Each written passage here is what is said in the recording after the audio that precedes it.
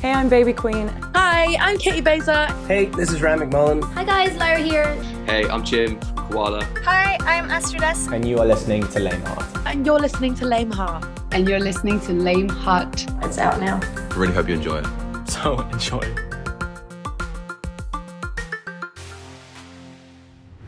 Finally, with the debut album, and probably the coziest looking interviewees I've ever seen, welcome 49th of Main to Léim Heart. Hi, thanks for having us. We can get cozier if you want. Definitely get We could really lean back here and Hey, be my guest. dream back. Let's go. I feel like I'm in the living room with you now. I feel like we're being intimidating leaning back. Oh, it's like I'm at the job interview now. Yeah. That's class. Thank you for coming on. We've so much to talk about. Of course, the main thing is we have the album. It's landed, it's all finished, and run through a few headlines. We've over 200 million streams, sold out North American tour just done. Your music is obviously just so well loved in Ireland. Like it's just the right timing for the album because it just feels like summer, sitting on grass, letting the sun go down slowly. It's like if Joy Anonymous were very bright instead of dark and moody, that's kind of a vibe I'm getting. That's sick. Yeah, I love that. I'm not Yeah. gonna admit them. Yeah. I mean, they literally have the word joy in their name. So. Well, that's not in a shady way. Sometimes you really want the dark and moody stuff. Yeah, it's true. We've got some right. dark and moody coming, I feel. There's a couple of them. Lovely. So it's the debut album, Happy Tears. When did you decide it was album time? Because we've had lots of music over the last few years. Yeah. Probably. I think last summer. So it's probably like a year. Where we were kind of on a run of releasing a few singles, and we didn't really have like a plan long term. We knew that we were going to do an album eventually, um, and then I think it just came to a head where like we were building up some momentum, like gaining a lot of new listeners, and it just felt like a nice time Yeah. to sit down and be like, you know what, we've got a lot of demos, we've been working like constantly on new music, and it just feels like I don't know, it just felt right. Like I didn't want to force it or try and do anything kind of like unnatural. Like if we didn't feel like we had music or if it didn't feel like it was going to work, then we would have stopped. But I don't know, it just like felt like the right time, and then we put the foot down and got it finished probably around like just at the end of like Christmas, around Christmas we got it done. Yeah.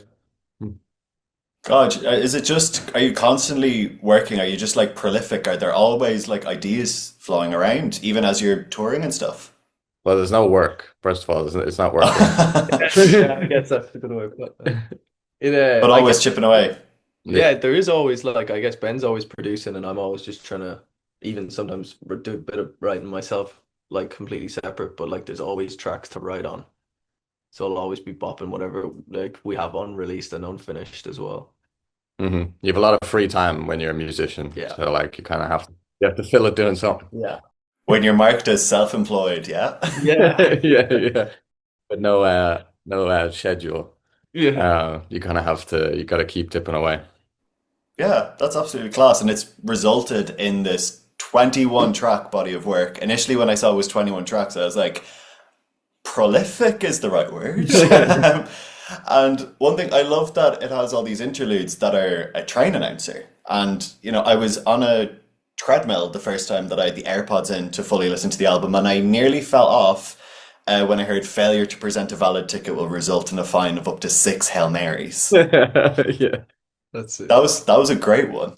Yeah, I think that'll come kind of out of left field for a lot of people. Yeah, it's a fun way to start it. Yeah. What was the like train journey vibe? Where did that come from, or what were you trying to tell with this?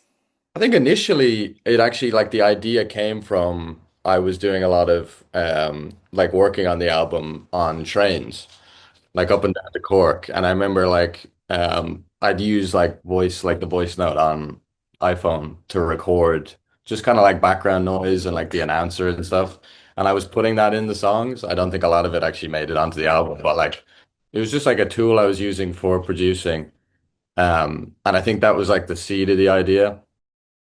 And then it kind of came to like, okay, we're putting together a project. We want to tell this story. and I'm like, I'll admit I'm not the best like writer. So I wanted to tell this story and take people on a journey. So I was like, why don't we just like literally put people like on a journey situation and just put them on a train? Um, and yeah, that was just kind of my like weird mechanism for trying to tell this story. And I just I love like the idea of a concept album and not like and having like scenes and characters and things like that.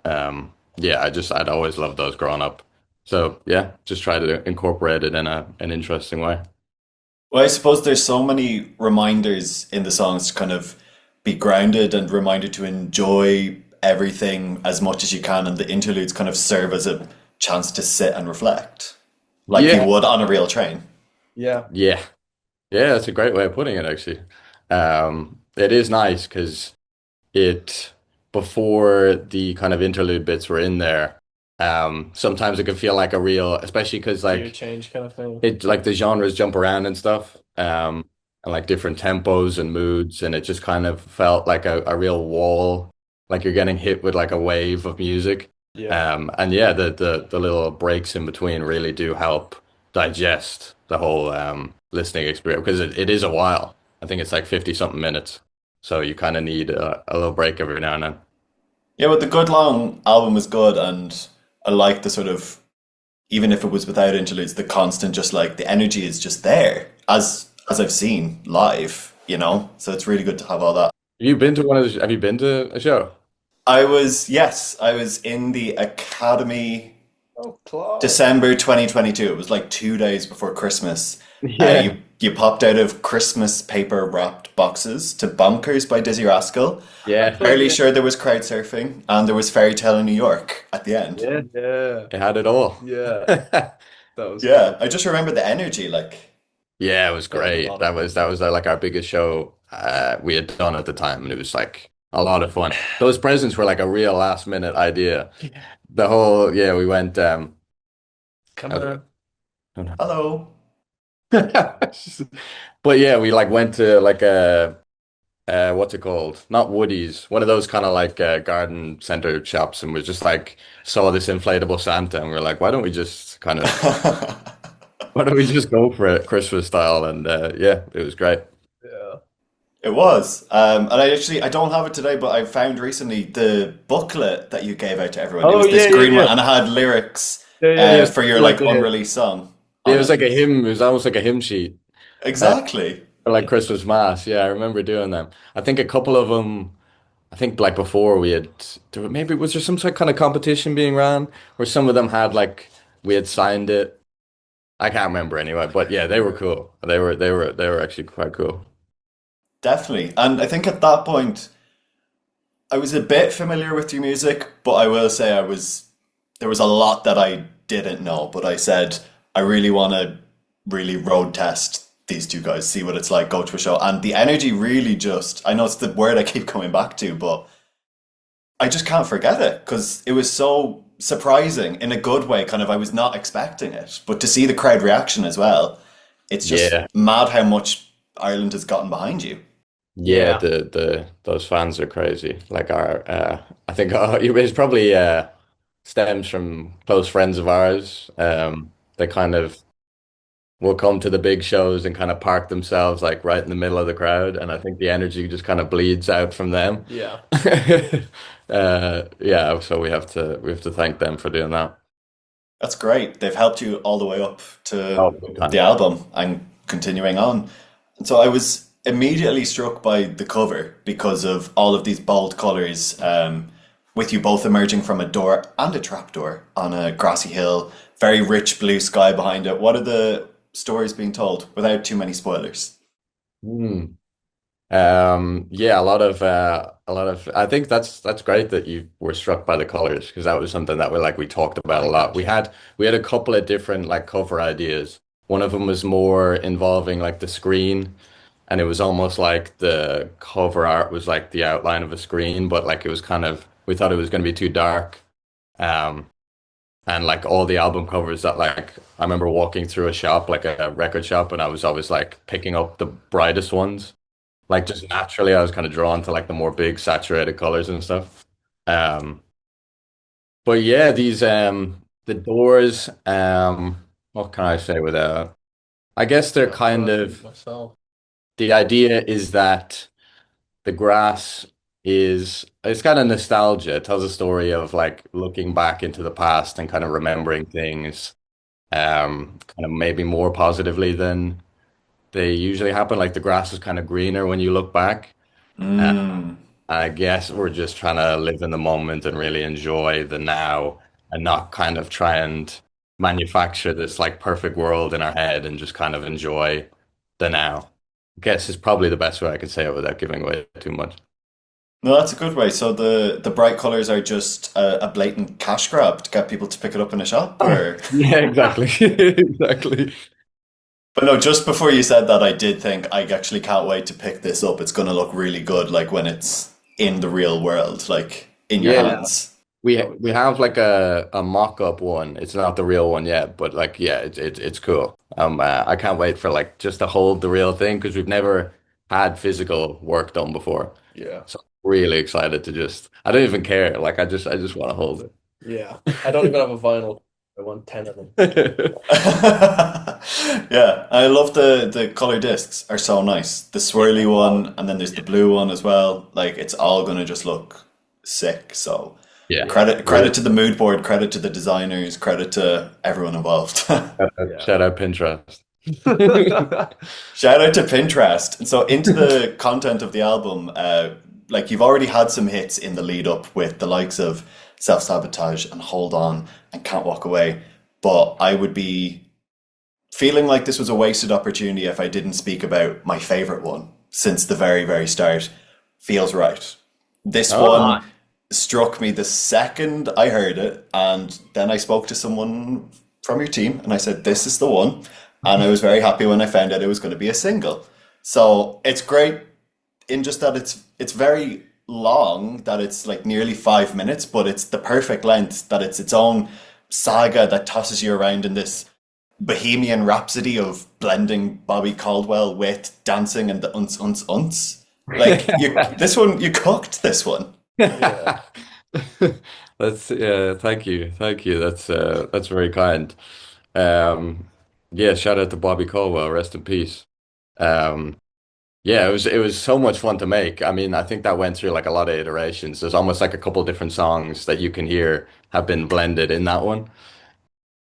But I remember, yeah, that came together like before last year, probably like a year and a half ago. I remember I was making a lot of music for like strictly myself. Like I didn't really like have the plan of releasing it. So I was making kind of weird decisions and doing weird things with samples and stuff, and that was like one of the surviving songs from when I made a bunch of songs back then. Yeah, and that's why it's just kind of like weird and different. Yeah, I'm glad you like that one. Yeah. That was one I was always kind of like, I don't know if people are gonna like this. It's just different. It's not really like a lot of things that we had put out before.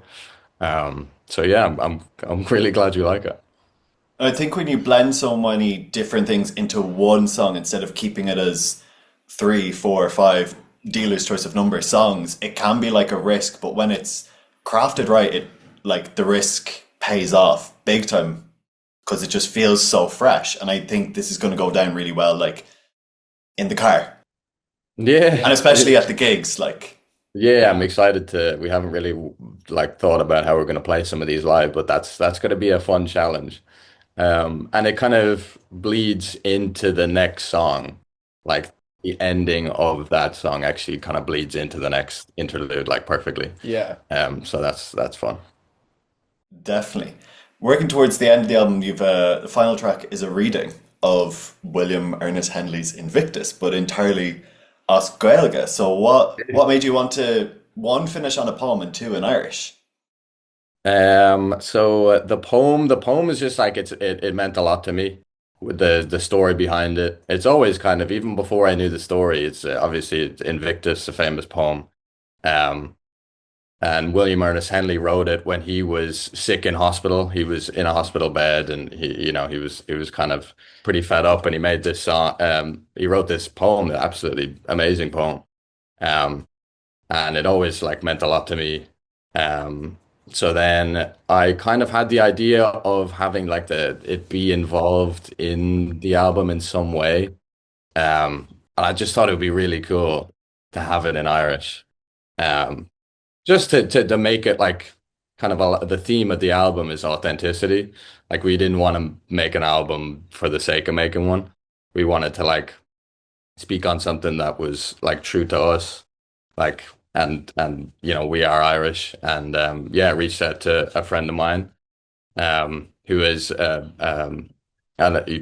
Gaeilge is a primary school teacher, and he sent it off to a friend of his who's like a professor of Irish. Because I looked online and there's no translations anywhere. I even typed it into like AI, tried to get like, and they kept giving me different versions, and then like. I remember I sent one of the versions to him and he was like, "No, that's bollocks. Scrap this. We're gonna start from scratch." And then I was gonna give it to somebody to just like read because he had written it down. So I was gonna give it to a voice actor to like read it out. And he was like, "No, he's gonna mess up the pronunciation. It's not gonna be right at all." So yeah, I'm really glad that he took the time to do it. And yeah, I think it's just like a really nice way to bookend the album. Yeah, that Munster Irish, even as an Irish speaker, that's the one dialect I find really difficult. So you got someone really poetic on this. Yeah, big time. That's awesome. Yeah, I'm really glad that people can like people who know will hopefully be able to like Yeah. they'll know it is Yeah, we haven't kind of skimped out or done it cheaply or anything. I hope we've done a service to the language. not at all. It's extremely rich as a translation, and it's a beautiful note to hear at the end of all of this dancing music. Yeah. Yeah. That's cool. That's cool. That's great. That's good. Can't wait as well that this is all going to be going on tour. You're just constantly gigging, and I can vouch for my own experience that it's class. And you just like I can't imagine from seeing you in the academy what it must have been like then to go to places like Outernet in London and the Olympia in Dublin sold out, which is twice the size. Like, dude, how does no one get like heat stroke? Yeah. To be fair, we haven't had anyone ever have like any actual proper issues like that. Whereas I've been That's at good. Respectful crowd. Holiday, I remember it was like everyone was dropping, and I was like, "This is crazy." I was like, "That's a whole other like scare you'd have while on stage." Just like that's insane. Hopefully that doesn't happen anytime soon. Yeah. So what was all that kind of reception like? It was amazing. I Yeah. mean, like that the venues are incredible. Like the people running them, shout out to all them. Like they always make the experience so easy, and like we're always so like nervous and still kind of getting used to all this. Yeah.